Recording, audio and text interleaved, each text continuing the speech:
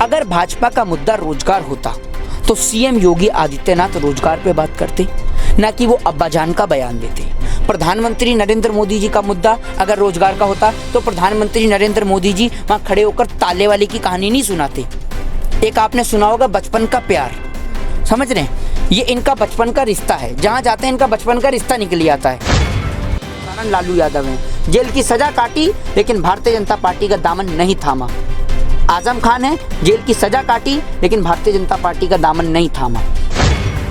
हिंदू मुस्लिम को बांटने का काम कराए, देश में हिंदू मुस्लिम राइट्स कराने का काम कराए, लाखों करोड़ों युवाओं को इन्होंने रोजगार छीन के उनको बेरोजगार कर दिया। जब रोजगार मांगे तो इनके नेताओं के पास, आरएसएस वालों के पास लॉजिक आप सुनी रही हैं, सुनाई रही हैं। प्रधानमंत्री नरेंद्र मोदी जी कहते हैं कि उन्होंने भीख मांगी है, ठीक है, तो भारतीय जनता पार्टी का एक एजेंडा है कि जब तक ये देश की 133 करोड़ जनता के हाथ में कटोरा नहीं थमा देंगे ना, तब तक ये प्रोसेस रुकने वाला नहीं है। मोदी जी का जन्मदिन बहुत लोग मना रहे हैं, कभी इनकी शादी की सालगिरह भी मना लीजिए करिए। एक बचपन का प्यार हाईलाइट हुआ, एक इनका ये बचपन का रिश्ता हाईलाइट होगा नरेंद्र मोदी जी का। इनका बचपन का रिश्ता न जाने कहाँ से और किस किस से, ये तो पता नहीं। एक रिश्ता था वो निभा नहीं पाए, तो बचपन के रिश्ते गिनारे हैं पता नहीं कहाँ के। ये तो देखिए, मोदी जी की डिग्री पे और अमित शाह के बेटे जैसा की अंग्रेजी पे बिल्कुल भी कभी भी शक मत करिएगा। नीतीश कुमार जिन्होंने यह चीज कही कि 20 करोड़ लोग जो भीख मांग रहे हैं वो भी तो एक रोजगार है, फिर काहे रोजगार की लड़ाई लड़ रहे हैं? तो आप घबरा क्यों रही हैं इससे? घबरा क्यों रही है? आपको आपत्ति है कोई इससे? ये भारतीय जनता पार्टी वालों को हमने ऐसे ही थोड़ी कहा है कि जब आप गाय को राष्ट्रीय पशु घोषित कर रहे हैं तो अंधभक्तों को राष्ट्रीय गधा घोषित कर दीजिए। इसमें कहीं ना कोई तथ्य होगा, कहीं ना कहीं कोई लॉजिक होगा। जब ये 1947 के भाषण से देश में गरीबी बता सकते हैं, जब ये एक ऐसा ऐप बता सकते हैं कि जिससे कहीं बारिश ज़्यादा हो रही हो तो कम हो जाए, प्रधानमंत्री चाय पकौड़े और चौकीदारी का रोजगार दे सकते हैं, तो अगर इनके भारतीय जनता पार्टी के किसी ने या आरएसएस वाले ने किसी ने ये कह दिया कि भीख मांगना भी रोजगार है, तो इसमें कौन सी बड़ी दिक्कत है? मोदी जी भी तो भीख मांगते थे, उन्होंने तो आलोचना करेंगे क्या? एक बार तो कांग्रेस के भी नेता थे जिन्होंने, नाम तो मैं क्या ही लूं, जिन्होंने कहा था कि एक तरफ से आलू डालो तो दूसरी तरफ से सोना निकलेगा, तो ये भी तो एक वो था। इस पर तो कुछ नहीं बोले आप पत्रकार हैं तो आपने इस बयान को सुना था? क्या था ये बयान, बताइए। आप मुझे बताइए, आप ही क्लियर कर रहे हैं। मैं बता देता हूँ। किसान जो खेत में जो अनाज जो आलू पैदा करता है ना, वो उसके लिए सोने के समान है। तो इधर से आप आलू डालेंगे और उधर से जो उसका मूल्य निकलेगा वो सोने के समान निकलेगा। अब जब आपको सुनने में ही दिक्कत हो जाए तो हम क्या कर सकते हैं? अब हम क्या कर सकते हैं? इसमें हमारी दिक्कत तो है नहीं, ठीक है ना। और बात रही यहाँ कोई राजनेताओं की बात ही नहीं है। भारतीय जनता पार्टी के नेताओं के पास बहुत सारे लॉजिक हैं और हम यहाँ किसी पार्टी को, किसी पार्टी विशेष को जस्टिफाई करने नहीं आए, किसी को बचाने के लिए नहीं आए कि किसी को साफ जाने के लिए। अगर कोई रोजगार को लेकर इस तरीके की बात कहता है तो बहुत शर्मनाक ये बयान है। प्रधानमंत्री नरेंद्र मोदी जी कहते हैं कि उन्होंने भीख मांगी है, ठीक है, तो भारतीय जनता पार्टी का एक एजेंडा है कि जब तक ये देश की 133 करोड़ जनता के हाथ में कटोरा नहीं थमा देंगे ना, तब तक ये प्रोसेस रुकने वाला नहीं है। मोदी जी का जन्मदिन बहुत लोग मना रहे हैं, कभी इनकी शादी की सालगिरह भी मना लीजिए करिए। अच्छा, वो नहीं मनाएंगे आप? वो तो देश सेवा में उन्होंने हर चीज को छोड़ दिया। तो देश सेवा में तो कभी शादी तो हुई होगी, वो भी मना लीजिए करिए, हैं? शादी की सालगिरह भी मना लीजिए। खैर छोड़िए, वो सब बातें एक अलग हैं। मोदी जी देश के और भारतीय जनता पार्टी के नेता, पूरे हिंदुस्तान के अंदर ये एकमात्र ऐसे नेता हैं जिनके पास कोई तथ्य नहीं, कोई लॉजिक नहीं। एक नेता असेंबली में खड़े होकर, आपने देखा, एक नेता असेंबली में बैठकर कोई पॉर्न वीडियोस देखता है, कोई इनका नेता ऐसा है कि कोई ऊटपटांग बयान देता है, कोई ऐसी जगहों के नाम बताता है जहाँ पर गंगा नहीं है फिर भी कहता है वहाँ गंगा सफाई हुई है। तो ये आपको देखने को सिर्फ भारतीय जनता पार्टी में मिल सकता है, क्योंकि इनके नेता कभी स्कूल गए नहीं हैं। अब जो आदमी स्कूल नहीं गया, जो कभी पढ़ा नहीं लिखा नहीं, उसको देश के बारे में क्या पता होगा? और नरेंद्र मोदी जी इस देश के एकमात्र ऐसे नेता हैं जिन्होंने देश के लोगों को बांटने का काम करा है, जिन्होंने हिंदू मुस्लिम करा के देश को तोड़ने का प्रयास करा है। भारत देश के यशस्वी प्रधानमंत्री श्री नरेंद्र दामोदर दास मोदी जी ने इस देश के अंदर 1 करोड़ से ज़्यादा युवाओं का रोजगार छीनने का काम करा है, हिंदू मुस्लिम को बांटने का काम करा है, देश में हिंदू मुस्लिम राइट्स कराने का काम करा है। लाखों करोड़ों युवाओं को इन्होंने रोजगार छीन के उनको बेरोजगार कर दिया। जब रोजगार मांगे तो इनके नेताओं के पास, आरएसएस वालों के पास लॉजिक आप सुनी रही हैं, सुनाई रही हैं कि भीख मांगना भी रोजगार है। तो जितने भी असेंबली में नेता बैठे हैं, देश की जनता की तो हालत इन्होंने फटीचर कर ही दी है, तो इनको पुराने फटीचर कपड़े पहना के इन असेंबली के बाहर ही बिठा दो ना, वहीं जनता इन्हें दे देगी कुछ दान में। तो ये नेताओं से कहिए ना कि नेता जो हैं वो भीख मांगे, या जो आरएसएस में जो लोग हैं या फिर जो भाजपा के जो लोग हैं वो भीख मांगे। अगर भीख मांगना रोजगार है तो देश के नेताओं के बच्चे क्यों पढ़ाई कर रहे हैं, क्यों हार्वर्ड यूनिवर्सिटी में जा रहे हैं, क्यों विदेशों की यूनिवर्सिटी में पढ़ने के लिए जा रहे हैं? भीख ही मांगे ना, बैठ के भीख ही मांगे।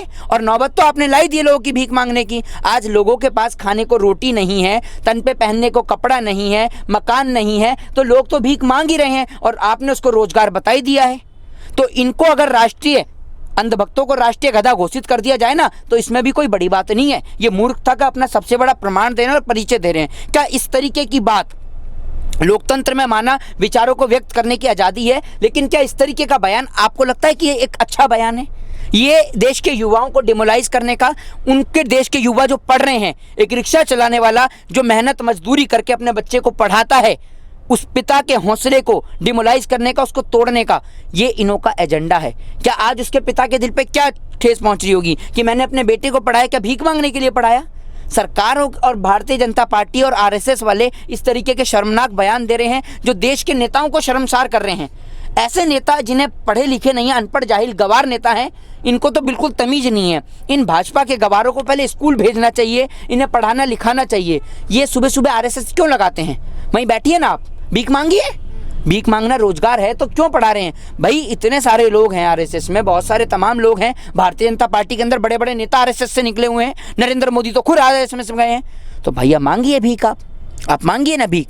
आपने पूरे देश की हालत यही कर दी कि आज देश के अंदर लोग भीख मांगने को मंजूर हैं और आप तो कहने कि वो रोजगार है, तो मांगिए आप भीख। और यही रोजगार के वादे अब यूपी चुनाव में भी एक, आपको क्या लगता है कि क्या एक एजेंडा है कि हर जगह पोस्टर लगा दो कि 4 लाख सरकारी नौकरी देंगे, रोजगार देंगे हम लोगों को, ये वादे फिर से किए जा रहे हैं? देखिए, मैं आपको एक बात बता दूं कि ये रोजगार का वादा जो था, ये रोजगार का वादा इनका कोई मुद्दा कभी रहा ही नहीं है। भाजपा आप देख लीजिए, जब भी सत्ता में आई है और खासकर नरेंद्र मोदी जी के आने के बाद, तो ये जब भी सत्ता में आई है तो हिंदू मुस्लिम राइट्स के जरिए ही आई है, वरना ये कभी सत्ता में आ ही नहीं सकती है। इन्हों का एक ही एजेंडा फिक्स है, हिंदू वर्सेस मुस्लिम कराकर सत्ता की कुर्सी को हथियाना। अगर भाजपा का मुद्दा रोजगार होता तो सीएम योगी आदित्यनाथ रोजगार पे बात करते, ना कि वो अब्बाजान का बयान देते। प्रधानमंत्री नरेंद्र मोदी जी का मुद्दा अगर रोजगार का होता तो प्रधानमंत्री नरेंद्र मोदी जी वहाँ खड़े होकर ताले वाले की कहानी नहीं सुनाते। एक आपने सुना होगा बचपन का प्यार, समझ रहे हैं? ये इनका बचपन का रिश्ता है, जहाँ जाते हैं इनका बचपन का रिश्ता निकल आता है। पहले एक बार आप डिसाइड कर लीजिए और एक बार हमें एक सूची प्रोवाइड करा दीजिए कि आपका कहाँ कहाँ बचपन का रिश्ता है। बांग्लादेश के लिए आपने लड़ाई लड़ ली, भीख आपने मांग ली, पढ़ाई आपने कर ली, ठीक है, उसके बाद विदेशी दौरा पूरा आपने कर लिया, फिर वहाँ सीतापुर में आपका बचपन का रिश्ता निकल आया। ऐसी कौन कौन सी जगह हैं जहाँ से आपका बचपन का रिश्ता नहीं है? लिट्टी चोखा खाने जाते हैं तो आप लिट्टी चोखे के लिए कहते हैं, जहाँ जाते हैं बिहार से मेरा पुराना नाता है। अरे आपका पूरे हिंदुस्तान से ही पुराना नाता है, कहाँ कहाँ से आपका नाता है? एक बचपन का प्यार हाईलाइट हुआ, एक इनका ये बचपन का रिश्ता हाईलाइट होगा नरेंद्र मोदी जी का। इनका बचपन का रिश्ता न जाने कहाँ कहाँ से और किस किस से, ये तो पता नहीं। एक रिश्ता था वो निभा नहीं पाए, तो बचपन के रिश्ते किनारे हैं पता नहीं कहाँ कहाँ के, ये तो हमें पता नहीं। अच्छा, आप खुद एक छात्र हैं, आप भी रोजगार की चिंता करते होंगे कि आगे जाके कैसे रोजगार मिलेगा या क्या रहेगा रोजगार, तो कुछ सोचा है आगे जाके? देखिए, सोचना क्या है, सरकार ने कोई पॉलिसियाँ छोड़ी नहीं है। सरकारी कंपनियां नित्य प्रतिदिन जो हैं वो लीज पे दी जा रही हैं, प्राइवेट कर दी जा रही हैं। अब देखिए, सरकारी कंपनी में तो आपका और मेरा दोनों का अधिकार है। अगर वो प्राइवेटाइजेशन हो जाएगा तो प्राइवेट आदमी, मल्टीनेशनल कंपनी वाला आदमी तो सिर्फ अपने आस पड़ोस के लोगों को रखेगा, अपने रिश्तेदारों को रखेगा, हमें और आपको क्यों देगा वो जगह? एक रिक्शे बेचने वाले का बच्चा भी जब ट्रेन में, ये देखिए कि टिकट काटते काटते वो टीसी से कहाँ ऊपर अधिकारी तक बन जाता था, एक समय वो था। लेकिन आज का समय तो ये है कि जब रेलवे का प्राइवेटाइजेशन हो गया। एक सवाल आपसे करता हूं देश के युवाओं के लिए, अगर आपके पास में एक पर्टिकुलर कोई कंपनी है, ठीक है ना, अब उस पर्टिकुलर, अब आप यही मान लीजिए आपका न्यूज़ चैनल है, अब आपका भाई अगर जर्नलिज्म करके आया, मास कॉम करके आया है और आपको एक रिपोर्टर की आवश्यकता है, ठीक है, आपका प्राइवेट चैनल है, तो आप एक बात मुझे बताइए, उसके लिए मैं भी इंटरव्यू देने आया हूँ, तो आप मेरे को इंटरव्यू पे रखेंगी या फिर आप अपने भाई को रखेंगी? आपसे सवाल पूछ रहा हूँ। निश्चित तौर पे आप अपने भाई को रखेंगी,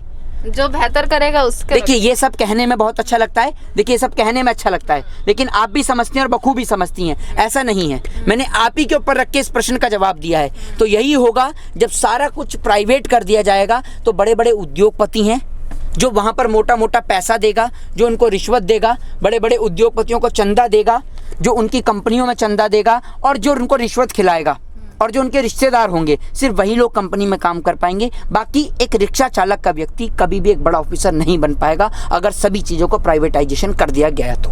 अच्छा, यूपी में अब जैसे कि इलेक्शन आ रहा है, वहीं योगी आदित्यनाथ जी कई बार ये चीज़ बोल चुके हैं कि सरकार जो है मेरी ही आएगी, 300+ सीटें जो हैं वो मेरी ही होने वाली है।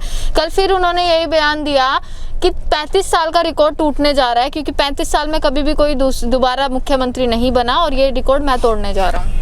ये रिकॉर्ड देखिए, आपको बता दूं, जब मुजफ्फरनगर की महापंचायत हुई है तब तक सत्ता परिवर्तन हुआ है। और आपको एक बात बता दूं कि योगी आदित्यनाथ जी, आपको झूठ बोलने की आदत है, और ये भी आपका एक झूठ है जो आपने अपनी सत्ता के लिए बोला है, क्योंकि आप कोई रिकॉर्ड तोड़ने नहीं वाले हैं। आप सिर्फ एक ये रिकॉर्ड तोड़ने वाले हैं कि पहली बार देश का कोई मुख्यमंत्री हार के और भाजपा के नेता हार के अपनी शकल और चेहरे नहीं दिखाएंगे।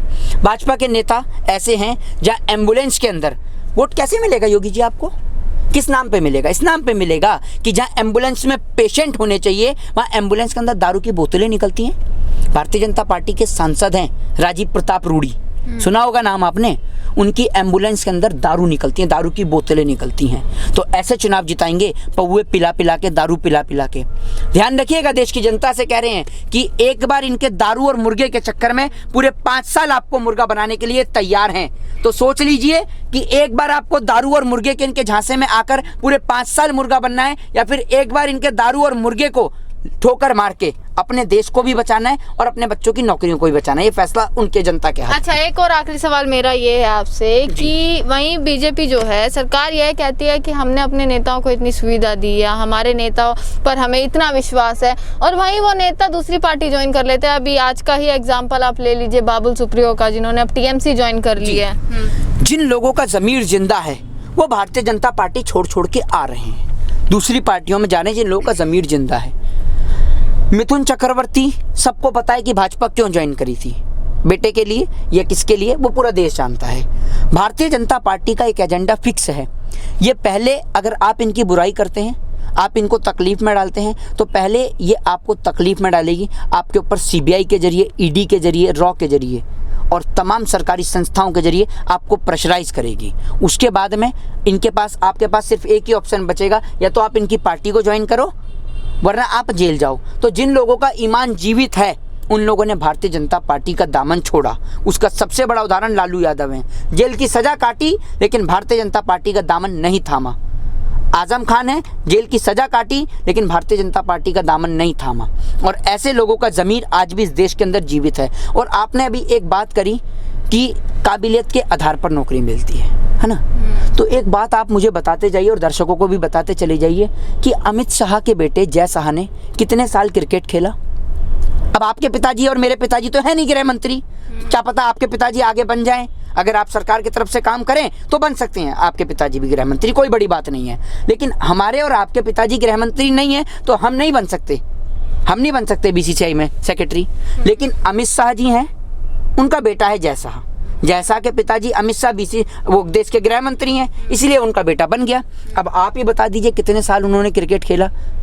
और उनकी इंग्लिश तो ऐसी है जैसे नरेंद्र मोदी जी की डिग्री तो सुनी होगी, अंग्रेजी तो आपने सुनी होगी उनकी, ऐसी उनकी अंग्रेजी है। देखिए, मोदी जी की डिग्री पे और अमित शाह के बेटे जय शाह की अंग्रेजी पे बिल्कुल भी कभी भी शक मत करिएगा। जय हिंद, जय भारत, वंदे मातरम।